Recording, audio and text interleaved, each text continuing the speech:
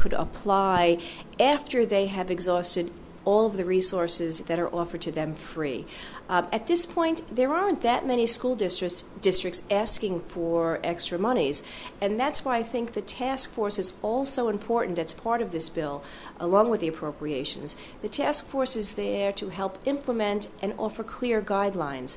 Once these school districts understand the difference between conflicts and real harassment and intimidation, they may find, in the long run, that, let's face it, it's a 6-month bill. There's some challenges right now and some learning curves, and I think some adjustment periods. I think once they get into the flow of things, after the curriculum is offered, after the training is offered, this is the first year. We're hoping that in the years to come, they'll be able to get it. So the $1 million, we'll see, and it's just for this school year, and we will readdress it next year as well. Are there other sources of funding, such as the federal government, that might help? We're looking also at other private sector private partnership, I should say. And we're also looking at maybe some additional tax credits for corporations that will come later. We do want to get a better handle and revisit this and see exactly what the school districts need and how much do they really need. I can tell you up in Bergen County there are larger school districts, Fort Lee and Paramus to name two.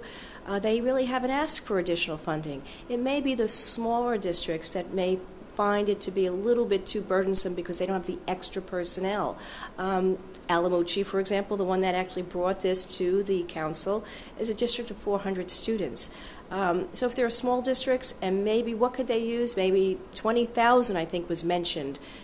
Hopefully this will suffice. So we're seeing how long we will see how much the $1 million will go, and we will see exactly what they're asking for. Again, I think it's too early to tell, but we're hoping that with the $1 million we're able to offer at least some remedy, and we're also offering tools for them to enforce the law to make sure that the law is intact, and that's what I'm thankful for. As these programs are rolled out, what types of measurements are we looking for to measure the effectiveness of these programs? We're actually looking at there was an article, I think, just the other day, how many bullying incidents were reported. We're not looking at the incidents of how many they're reported. We're hoping that number goes down, but we're looking at how they're being responded to. You could have an incident being reported and it could be resolved within the 48 hours, within the 72 hours. So it's not the number of incidents. We're trying to find out the resolutions of those incidents, and we're hoping that eventually it will start to continue to go down. So we will be looking at that closely. We will be able to get that from the reporting, and that's one of I think the components of the bill that will give us a clear indication on how we're addressing bullying. Assemblywoman, thank you very much. Thank you.